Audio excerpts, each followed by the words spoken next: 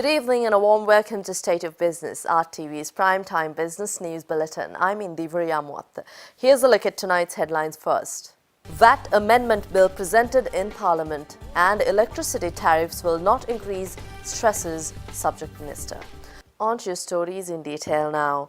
The International Police Conference, Future Policing, Prospects and Challenges for South Asia, inaugurated in Colombo this morning under the patronage of President Maithripala Sirisena. The aim of this conference is to discuss the South Asian policing methods and to make reforms in the police service while identifying the common issues in the region and understanding diversity among them. Jointly organized by the National Police Commission, the Regional Centre for Strategic Studies and the Sri Lanka Police, in collaboration with the United Nations, the conference is held to coincide with the 150th anniversary of Sri Lanka Police. The conference will be held until Thursday.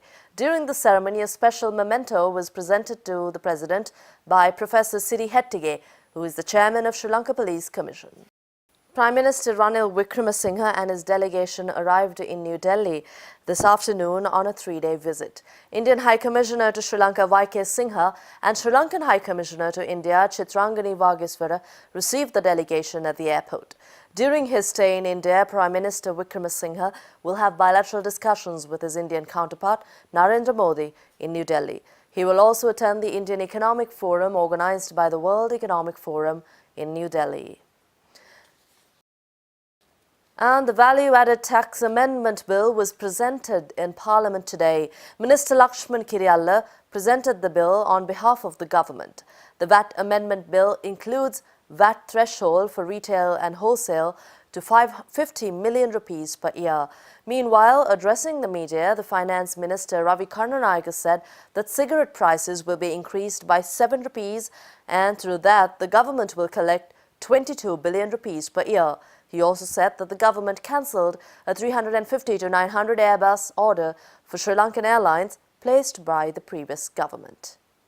අපරටට හතරක් ගැනීමෙන් තියෙන පාඩුව million 900යි. දැන් මේ million 900 මාසෙකට මේ million 900 අපි ඊයේ ප්‍රතික්ෂේප කරේ නැත්නම් ඒක අපේ ගිණුම් වලට එනවා. අනිත් පැත්තෙන් මේක ඒ පාඩුව මකන්න ගෙවන්න තියෙන මුදල කෝටි 2500. දැන් මේ 2500 ගෙවන්න තියෙනවා මේ අවුරුද්ද අගවෙන්න ඉස්සෙල්ලා. ඉතින් මේ වගේ දෙයකට අප රටට සාමාන්‍යයෙන් බස් අවශ්‍ය වෙලාවක එයා බස් ගිහිලා ගන්නවා. දැන් මේ වගේ ගනුදෙනුවකින් අපිට සීනි මිල රුපියල් 40කින් අඩු කරන්න තිබ්බා. නැත්නම් අපි කිව්වොත් බස් 20000ක් විතර ගන්න තිබ්බා.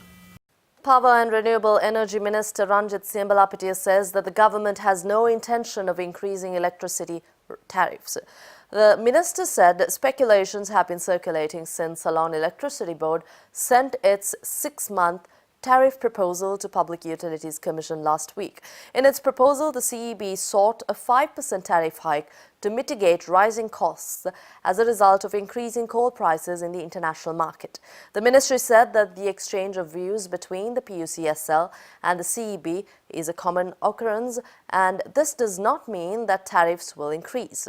The ministry added that policy decision with regard to any price revision is made by them and so far they have not decided on the matter. We take a short break. We'll be back with more on the other side. Welcome back to the news. World Bank in a publication says that Sri Lanka's economic growth is projected to grow at 5% in 2017, up from 4.8% this year. It said that the growth is driven by increased private consumption and postponed investment last year. The World Bank said it is imperative for Sri Lanka to expedite high-priority structural reforms to increase competitiveness, improve governance and consolidate its fiscal balance in order to ensure sustained growth and development. According to the twice-a-year South Asia Economic Focus, the region remains a global growth hotspot and has proven resilient to external headwinds such as China's slowdown, uncertainty around stimulus policy in advanced economies and slowing remittances. Haley's Energy Services recently announced that it has completed testing, repair and modifications of Sri Lanka's first oil rig, Livek Explorer 600. The hydraulic work rig is due to be mobilized for an oil field project in Bangladesh shortly. Haley's Energy Services is a subsidiary of Haley's Advantis Limited, the transportation and logistics arm of Haley's PLC. This is the first time an oil rig has been serviced onshore in Sri Lanka, with Haley's Energy Services having been awarded the contract by EMAS Energy Services Thailand. Advantis Free Zone, located in Katunayaka, enabled a streamlined service of storage, repair and maintenance with channel operations, relieving the client of all taxes and duties. In order to provide these services, there are lots of complex engineering equipment that have to be stored in various places and moved to sites at which the drilling has to be done. So now, hitherto, the company that we are dealing with, our client, they had their facility where they kept their equipment in the Middle East, in the United Arab Emirates. There are several hubs like that in the region. UAE is one, Singapore is another. Now we are adding Sri Lanka as a third hub. The gentlemen from HES were very successful in convincing EMAS to move that base from the Middle East and bring it down here to Colombo.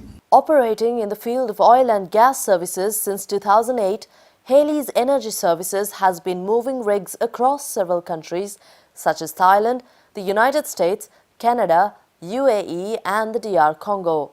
Haley's Energy Services says this is the first time the hub concept has been utilized in Sri Lanka for the repair and refurbishment of an oil rig. Reason why Sri Lanka is attractive for hub operations is obviously because of its location, first and foremost. We are like in the center of a wide market around us. On the left we have East Africa, then we have the Middle East, then along the Indian west coast right up to Pakistan, and then on the other side along the east coast right up to Bangladesh, and we can serve markets even in Malaysia and Myanmar. It is said that 25% of the world's population lives in this whole region, and therefore with Sri Lanka being in the center of it, any hub operation, be it services, production, whatever it is, makes a lot of sense to serve these markets. We'll be back with Stock Watch after this break. Welcome back. Market ended the day mixed as the SPI rose due to gains on commercial credit and Ceylon tobacco, and the S&P SL20 index dipped as Lion Brewery and Commercial Bank ended lower. Local investors were largely active on the bourse, with retail investors coming on top as they were seen actively trading on commercial credit and Ceylon grain elevators, with the former closing at a 35% gain. The All Share Price Index gained 17.02 to close at 6,591.41, while the S&P SL20 Index gained 10.66 to close trading at 3,641.94.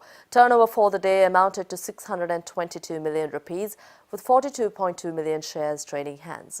The top traded counters were commercial credit with 143 million rupees, Tokyo Cement contributing 38 million rupees, John Keel's Holdings 33 million rupees and Ceylon Grain Elevators 32 million rupees. Foreign investors in the meantime were net buyers for the day. However, a smaller volume was compared to the previous session. Interest was seen on Texter Jersey, while selling was present on JKH and Tokyo Cement. Foreign inflows amounted to 95 million rupees, while outflows totaled 85 million rupees. Here's a look at the day's foreign currency rates.